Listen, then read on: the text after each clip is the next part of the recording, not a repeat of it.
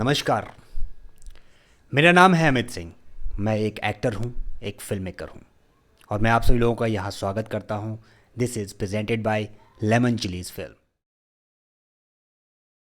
आप में से बहुत सारे दोस्त एक्टर बनना चाहते हैं।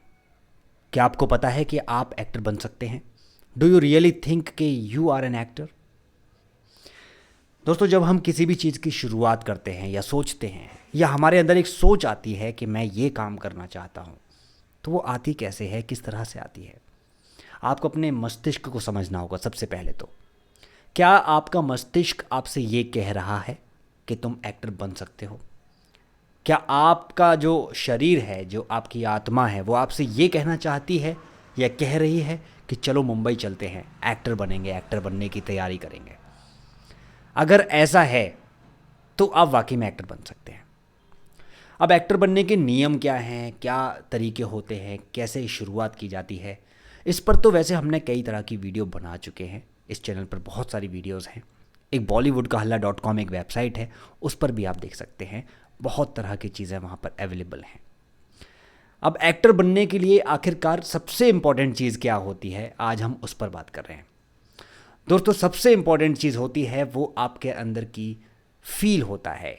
आप जब किसी चीज़ को ऑब्ज़र्व करने के बाद उसी की तरह का फील कैमरे के सामने प्रेजेंट करते हैं, तो वो जो फील निकल कर आता है, यानी कि जैसे मान लीजिए आप ऑडिशन देने गए और आपने सिर्फ स्क्रिप्ट को पढ़ा और उसके बाद डायरेक्ट आपने बोल दिया, उससे काम नहीं बनने वाला है।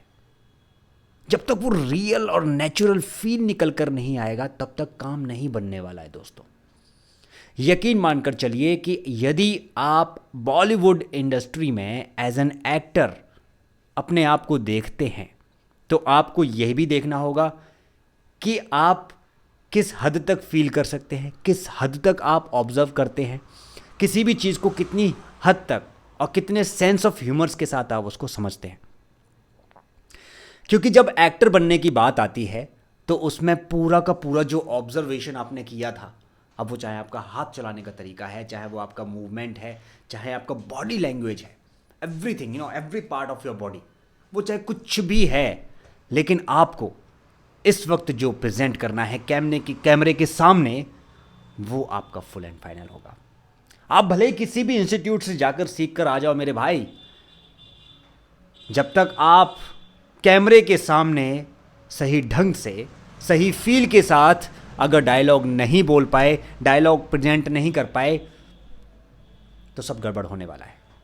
यकीन मानकर चलिए दोस्तों कि यदि आपके पास बॉलीवुड है तो वो सिर्फ इसलिए है कि आप फील करते हैं, आप ये समझते हैं कि ये मेरी कर्म भूमि है, यहां मैं कर्म करता हूं।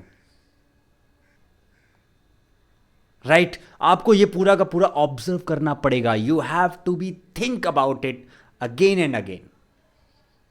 आपको ये सोचना होगा कि यदि आप ऑडिशन पर जाते वक्त सही ढंग का फील, उसी सेम कैरेक्टर का फील नहीं निकाल कर देंगे तो कास्टिंग डायरेक्टर आपको कास्ट कर ही नहीं सकता।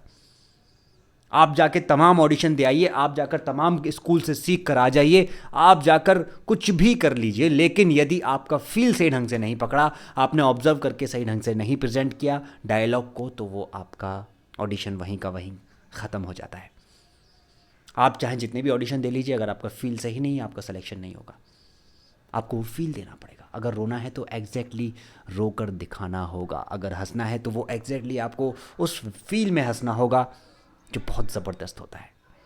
कई तरह की फिल्मों में कई तरह की हंसी होती है। हर एक्टर अलग अलग किरदार में अलग अलग तरह से हंसता है।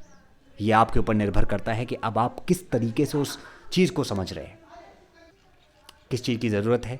एज एन एक्टर अगर आपको वाकई में एक्टर बनना है तो सबसे ज़्यादा इंपॉर्टेंट है फील, यानी कि जो आपने ऑब्जर्व किया है उसको फील कर कर डायलॉग या फिर जो लाइंस आपको दी गई हैं उसको कैमरे के सामने प्रेजेंट करना।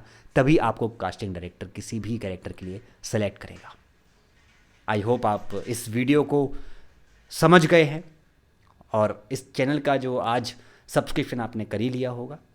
उम्मीद है कि और सारी वीडियोस भी आप ही देख ही लेंगे। नहीं देखा है तो आज ही देख लीजिए, अभी देख लीजिए, क्योंकि बहुत सारी वीडियोस हैं, इसी तरह की जानकारियाँ आपको दी गई हैं। ऑलराइट गाइज, एक बार सब मिलकर बोल दीजिए, हे बॉलीवुड,